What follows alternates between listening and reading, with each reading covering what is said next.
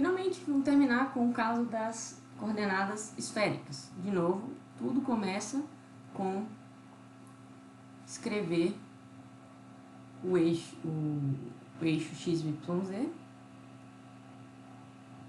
Esse é um pouquinho mais chato, mas também nada de outro mundo, porque um ponto nesse espaço, no espaço retangular, ele pode ser descrito com uma distância ao centro, que é o R, só que ele tem ele forma um ângulo que a gente usa por convenção com relação ao eixo Z, a gente chama de θ, e se a gente projetar esse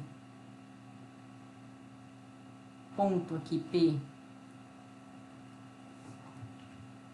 no plano XY, ele forma um ângulo φ, ok? Então, o que acontece? A gente já de cara aqui vê que a coordenada Z deste ponto P,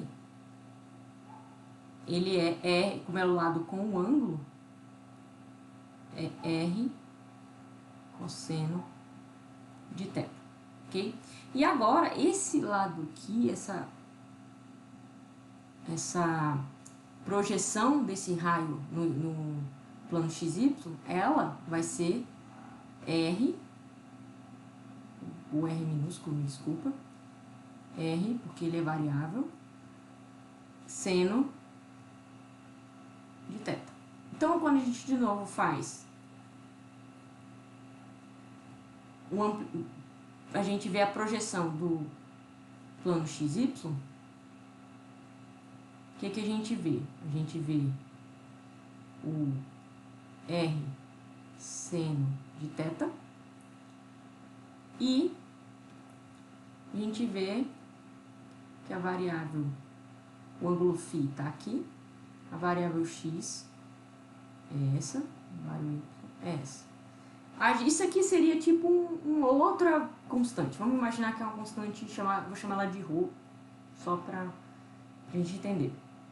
Então, olhando aqui, a gente teria x, que é o lado com o ângulo, de ρ cosseno de φ, e y, o lado sem o ângulo, ρ seno de φ.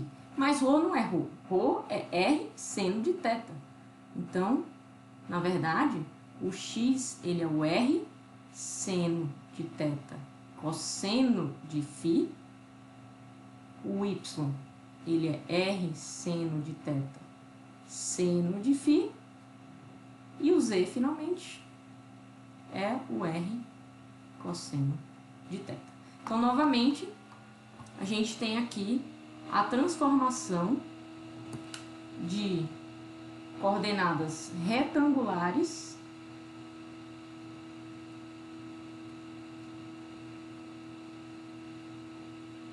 para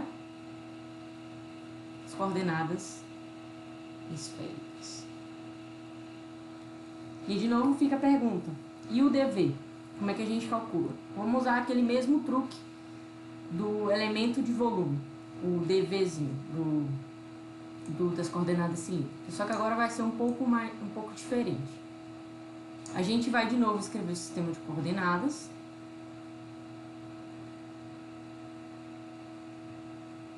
E a gente vai tomar duas perspectivas agora. Primeira perspectiva, primeiro de tudo, a gente precisa escrever o elementozinho de volume, a caixinha, né, que a gente quer. Essa caixinha dista R, θ e φ das coordenadas angulares. Então, nossa primeira projeção, ela vai ser no eixo, eu vou projetar como se fosse olhando de lado, Z e Y. Então, quando a gente olha de lado, a caixinha, ela tem como se fosse uma abertura de um ângulo dθ, certo? Mas ela ainda está na distância R. Esse ângulozinho aqui é dθ. Tá uma distância R. Então, de novo, esse ladinho aqui é R de θ.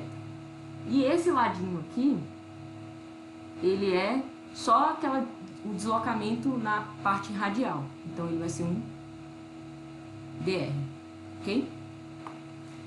Já quando a gente olha na perspectiva do plano XY, aqui seria o YZ, e aqui seria o XY,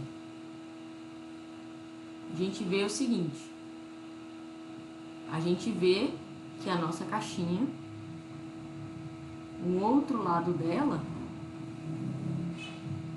tem esse, lembrando que esse é o ρ, né? Então o ρ é o R seno de θ, mas esse ângulozinho aqui, ele é o dφ, porque é a hora que você roda ele nesse plano. Então esse ladinho aqui vai ser R seno de θ, que é o raio, a distância, né? dφ, lembrando que o comprimento do círculo é sempre o raio vezes o ângulo, okay? Esse é o comprimento. Então, se a gente olhar a nossa caixinha completa, ela vai ter as seguintes três dimensões. Uma pequena besteira aqui, mas tudo bem.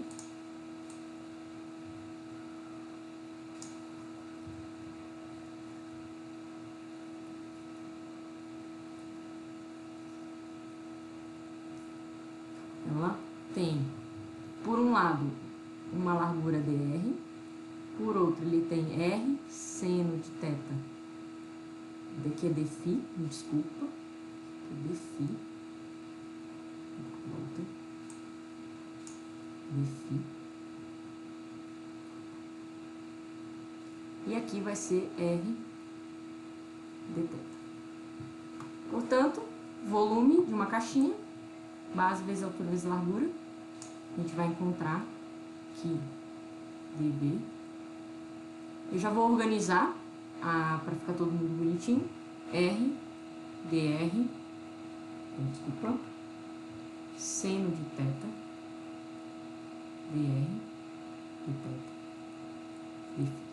Então, esse é o volume do espaço em coordenadas esféricas.